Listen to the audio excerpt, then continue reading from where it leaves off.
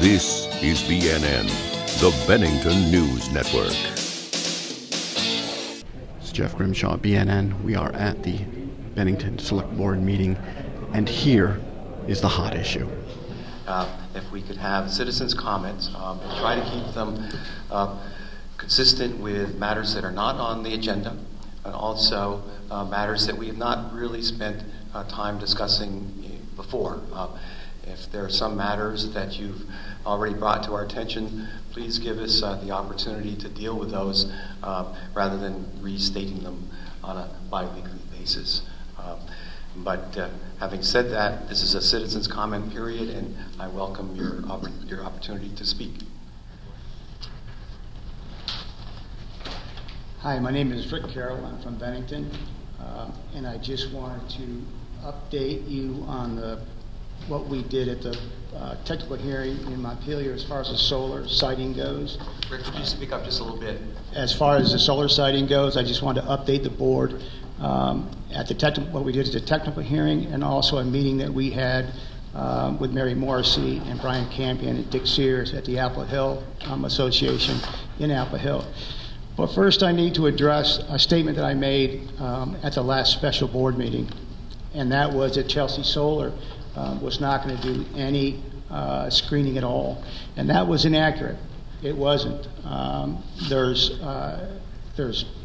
in the past they're going to do screening, but in the future, which is what I concentrated on, and that was the high tension lines. I didn't have the information that I needed at that time, so that's what I had, and that was my intent, to talk about the telephone poles, the wires that we're seeing. What I picked up in Montpelier was the newest version of their solar siting and what they say it's going to look like. There's a lot in there. There's a lot of pages in there. There's a lot to go through. I've reviewed all of those in the past. I've seen them all a lot over the past year and a half. What we really need to do is to have the board look at all of those pictures, and there's a lot in those pictures that aren't there that I would love to go over. There's elevation drawings that aren't there, and there's so much more that's needed to be put in there. We do have people that will come down, and professionals that will come down and lay that out from a different perspective, and that's what we need. Is a professional aesthetics person come down named Mike Lawrence, and he'll do it for $1,000 at this point to review everything that you have and listen to what he's got to say. At this point in this, that is what I feel that we should do, and also what the board at this point should do is really get involved in Act 248. This is just the first solar array that's going to happen in Bennington, and if you look at what the state is mandating, there's a lot more going to come, and the board really needs to know and be familiar with the laws that governs all of that. That's why the Rutland resolution, to sign that, to get involved with the other towns that are going to be in the same situation and that are now. The only reason for us to be here is to keep Bennington aesthetically as pleasing as possible. This is 27 acres. It's huge. It's one of the biggest in Vermont.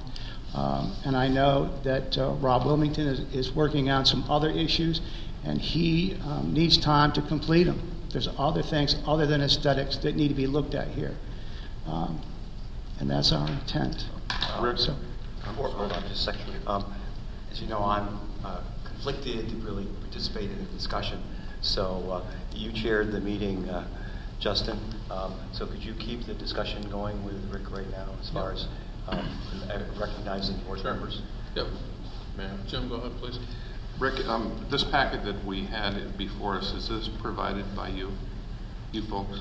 Yes, I sent all the information I was provided from Echo Solar, and I downloaded it all. Okay. And copied it all. So these visuals are provided by SE Group? SE Group is a group that they hire. to come in and do the aesthetics evaluation. They're the ones that actually do the photography. Do you think that these are accurate representations of the final product? No, I don't think that. I think that what needs to be is more. There needs to be another's perspective of those. A lot of those photographs show you where it's going to be, and I would gladly go over all those with you. They show you exactly where it's going to be, and they point to it with arrows, and right. That's fine. But show me what it looks like when it's done. Show me what it looks like right. after the trees are cut.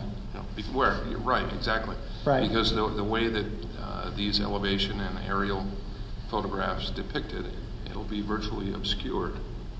But I trust you, and I trust the other people that have come before us, who have represented and put their own reputations on the line, that this is not an accurate representation of what this is going to look like.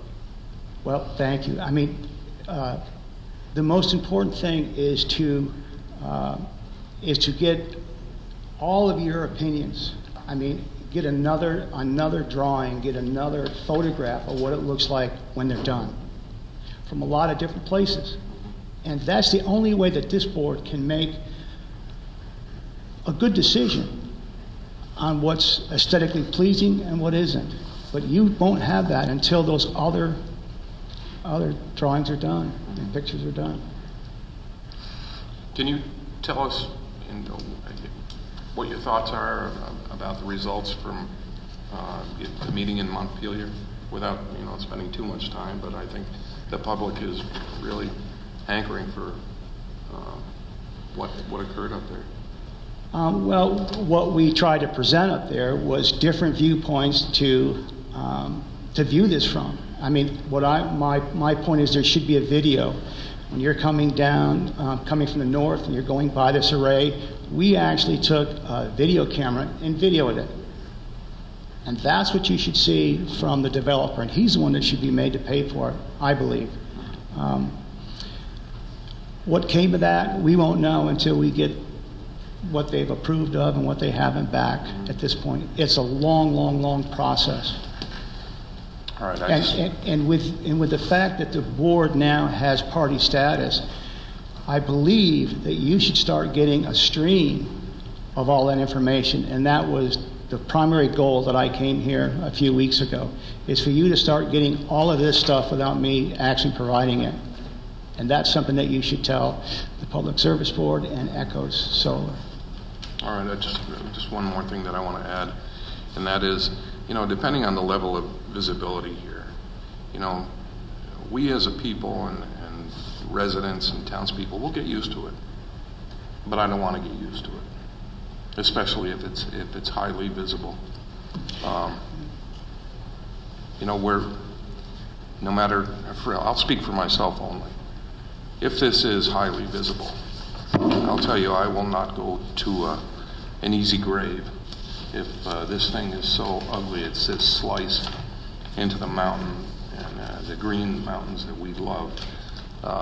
So I want to provide whatever assurance I can give you that I'm going to do what I can and work hard to limit this and any future development that would, ruin the views that we are so proud of. That's it. Rick, I think you just provided for us this evening, correct? You provided us with this information here. I did. And none of us, I don't think, have really had much of a chance to review any of it. I just opened it up and looked through it briefly as I sat down here. Definitely thank you guys for bringing this other information to our attention. I think we should probably have a chance to review this. We're going to get some information from legal counsel this evening, and then we can take everything into consideration and then make a determination if we do want to get a second perspective on it, and it may be something we very well do want to do. And we are under the understanding that this isn't the only perspective available. So I think it's important for us to know that there's other thoughts out there other than what this is right here. See what our options are going forward after we get a chance to hear from council, and then make a decision on how to go from there.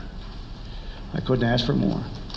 That's my opinion. If others feel differently, please step up a little bit. Okay. Thank you very All much. set? Well, my name is Bill Knight. I'm the president of Apple Hill Homeowners Association. And I've been involved with this project now, it's 2 years last month, excuse me. So I've been with it from the very start. And we've done everything possible based on the fact that we felt they were in violation of our residential zoning. Using the road as commercial is what got us started. But we've done everything we think we can do. We're at a dead end. In fact, we have come to a memorandum of understanding with Chelsea, as you probably know.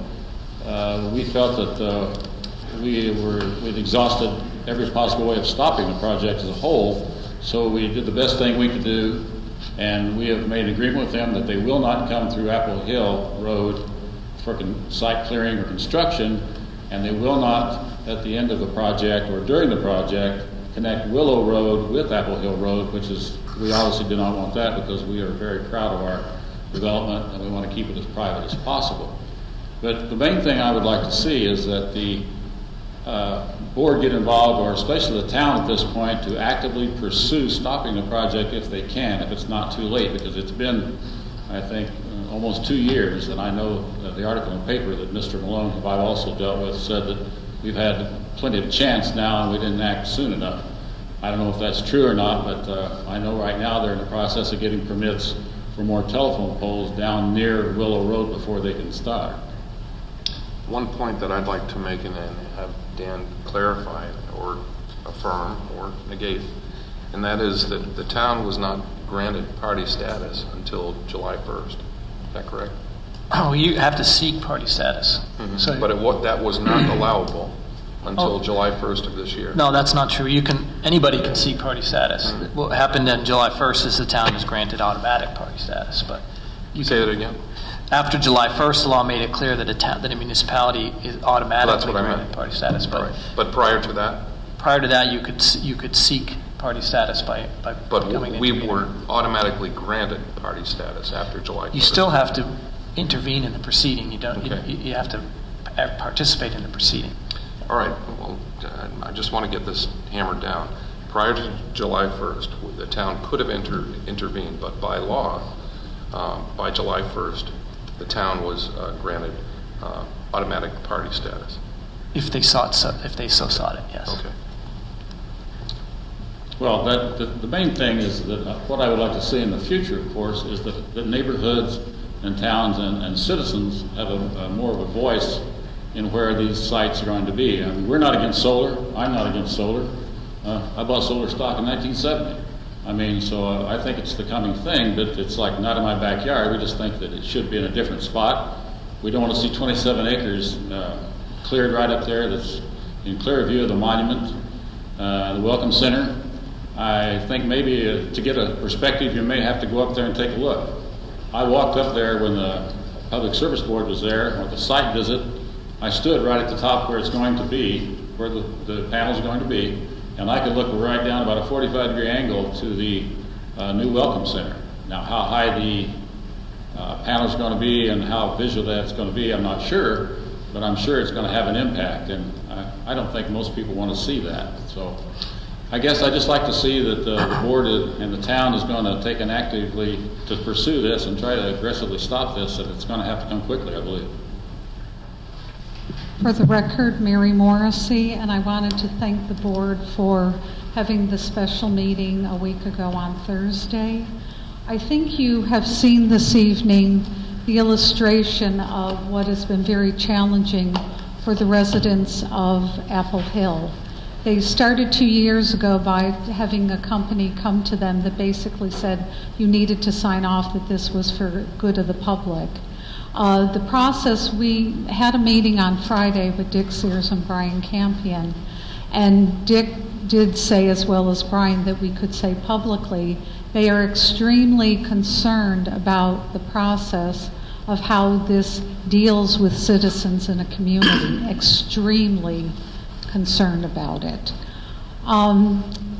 Again, this isn't about not in my backyard. All of us here, I could contend in this room, are for solar, but it's about how it is placed. And if this is allowed to go forward in a contiguous 27-acre cut, you will see this set the precedent for across the state of every project in any parcel that a big developer comes to place across our beautiful landscape of the state of Vermont.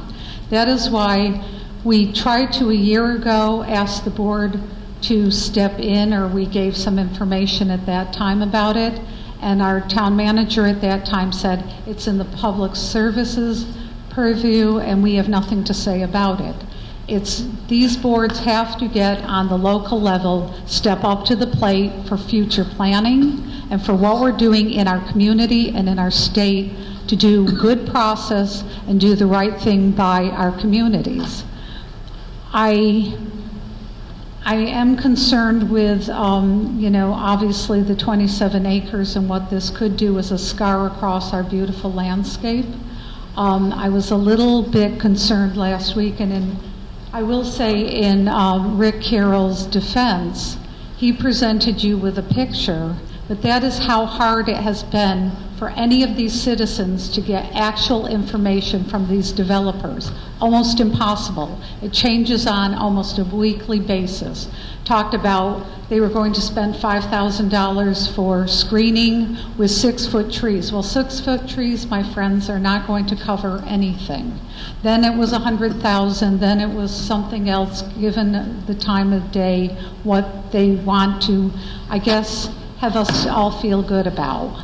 I hope the board will stay strong in your initiative that you put forth on last Thursday on behalf of our community, not just the folks of Apple Hill, our community as a whole.